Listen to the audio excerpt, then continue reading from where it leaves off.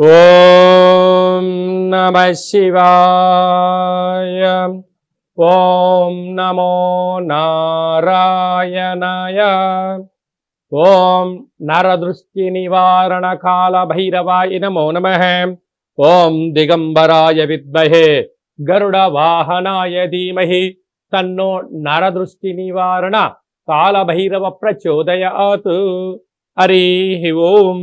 ప్రణో దేవి సరస్వతి వాజేభిర్వాజినీవతి ధీనామవిత్రివతు మహాసరస్వత్యై నమః. హరి ఓం. మా ఛానల్కి స్వాగతం. చూస్తున్న వీక్షకులకు ప్రేక్షకులకు ప్రియ కాల భైరవ భగవద్బంధులకి స్వాగతం పలుకుతూ మమ్మల్ని ఎంతగానో ఆదరిస్తూ ఉండబడినటువంటి ప్రియ సోదర సోదరీమణులకు సనాతన ధర్మ సంరక్షకులకు వీక్షకుల అందరిపైనను కాలాన్ని శాసింపజేసే శక్తి కాలభైరవుడికి ఉంటుంది కనుక కాలాన్ని అందరికీ కూడా విద్యార్థులకు ఉద్యోగస్తులకు వ్యాపారస్తులకు అందరికీ మంచి ఆయురారోగ్యాలను మనశ్శాంతిని ప్రసాదించాలని మనసారా కోరుకుంటూ కాళభైరవ స్వామికి ఆశీస్సుల చేత 1-2-2025 నుండి 15-2-2025 వరకు పుట్టినటువంటి వారందరికీ కూడా ముందస్తుగా జన్మదిన శుభాకాంక్షలు. గతంలో వివాహం చేస్తున్న వారికి వివాహ వార్షికోత్సవ శుభాకాంక్షలు. ద్వాదశ రాశుల్లో గ్రహ గమనాలు ఒకసారి వీక్షింపచేద్దాం.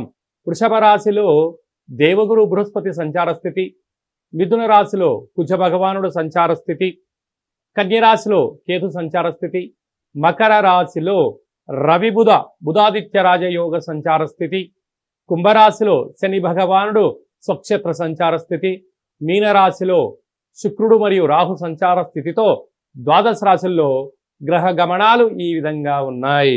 తులారాశి వారికి మాఘమాస శుద్ధాష్టమి అక్షయ అష్టమి సందర్భంగా ఎలాంటి విధి విధానం పాటించడం వలన తులారాశి వారికి విపరీతమైన రాజయోగం కలుగుతుంది.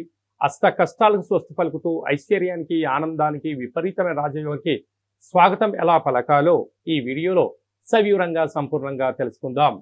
తులారాశిలో ఏ నక్షత్రాలు వస్తాయనగా చిత్తా నక్షత్రంలోని 3వ పాదం 4వ పాదం, స్వాతి నక్షత్రంలోని 4 పాదాలు, విశాఖ నక్షత్రంలోని 1, 2, 3 పాదములు కలిపితే తులారాశి అవడం జరుగుతుంది. అలాగే చాలా మందికి పుట్టినటువంటి కాల సమయంలో డేటా బర్త్లు లేనటువంటి వారికి పేరు యొక్క మొదటి అక్షరాన్ని అనుసరిస్తూ ఆ రాశిని తెలుసుకునే ప్రయత్నం చేద్దాం. రా, రీ, శ్రీ, రు, రే, రో, తా, తి, తు, తే అక్షరాల వారందరూ కూడా తులారాశి జాతకులే. తులారాశి అధిపతి శుక్ర భగవానుడు. వీరికి ఏడాది తర్వాత అర్ధాష్టమ రవి అర్ధాష్టమ బుధ సంచార స్థితి కనుక వీలైనంత వరకు తులారాశి వారు మీ జన్మ నక్షత్రం రోజున అష్టమి, పూర్ణిమ, అమావాస్య తిథులు ఎందున దూరావాయు జల ప్రయాణాలు పెట్టుకోవద్దు. వాహన ప్రమాదాలు కొంచెం ఉన్నాయి. పై అధికారులతో సహ ఉద్యోగస్తులతో కింది స్థాయి ఉద్యోగస్తులతో ప్రభుత్వ అధికారులతో వాగ్వివాదము మంచిది కాదు. అహంకారాన్ని వీడండి, జ్ఞానంగా ఉండండి, పట్టుదలలకు వెళ్ళొద్దు. ఓపిక, పట్టుదల, సహనం, ఓర్పు, నేర్పు ద్వారా 90% ప్రమాదాలను నివారించే పరిస్థితి ఉంటుంది.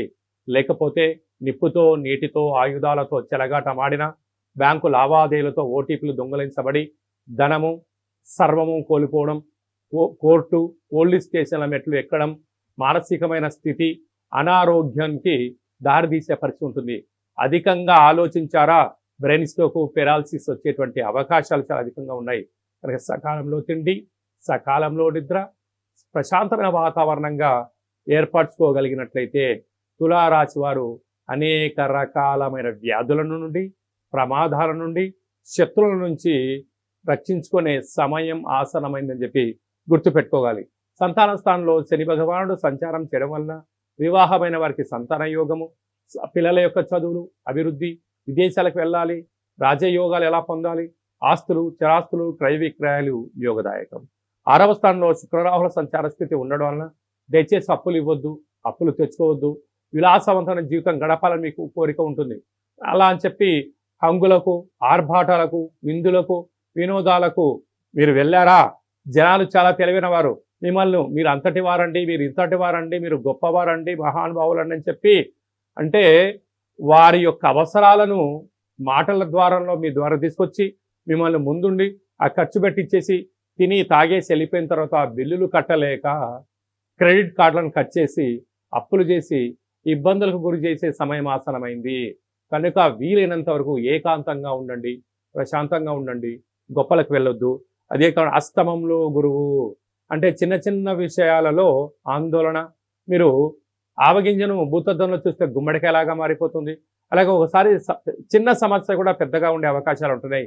కనుక సమస్యలకు ఎలాంటి వచ్చినా వాటిని తట్టుకునే మనోధైర్యాన్ని భగవంతుడు ఇవ్వాలని తులారాశి వారు కోరుకోవాలి. భాగ్యస్థానంలో కుజుడు, ప్రేమికుల మధ్య విభేదాలు వచ్చే అవకాశాలు ఉన్నాయి. భార్యాభర్తల మధ్య విభేదాలు వచ్చేటువంటి అవకాశాలు ఉన్నాయి. అన్నదమ్ములతో, అక్కాచెల్లతో, పార్ట్నర్షిప్ వ్యవహార కార్యక్రమాలతో వీలైనంత వరకు మౌనం, ధ్యానం, ఏకాగ్రత, గౌరవాన్ని ఇచ్చి పుచ్చుకోగలిగితే చాలా మంచి కాలము అని చెప్పి గమనించాలి. వ్యయంలో కేతు, ఒక్కోసారి అనుకుంటూ ఉంటారు అంతా నాకు తెలుసు, నీకేం తెలుసు అని అనుకుంటూ ఉంటారు.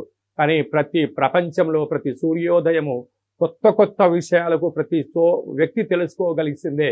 అంతా నాకు తెలుసు మనం ఎప్పుడు అనుకుంటామో, అందరికీ అన్ని తెలిసిన తర్వాత కూడా మనకేమీ తెలియకుండా వాళ్ళు చెప్తే అవునా అని మనం అంటాం చూడండి, అన్న పరిస్థితి తులారాశి వారికి ఎదురు చూస్తుంది.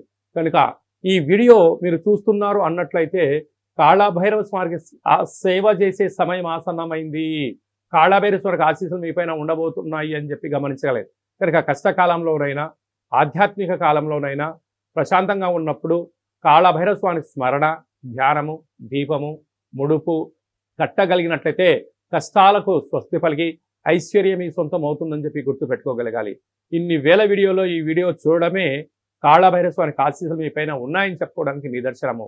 సాఫ్ట్వేర్, హార్డ్వేర్ ఉద్యోగస్తులు, వ్యవసాయ సోదరీమణులు, మార్కెటింగ్ రంగంలో ఉండబడిన వారు, యూట్యూబ్, వాట్సాప్, ఫేస్బుక్, క్రియేటివిటీ రంగాలుగా ఉండబడిన వారందరికీ కూడా దేవతారాధన అవసరం అని చెప్పి గుర్తుపెట్టుకోగలగాలి.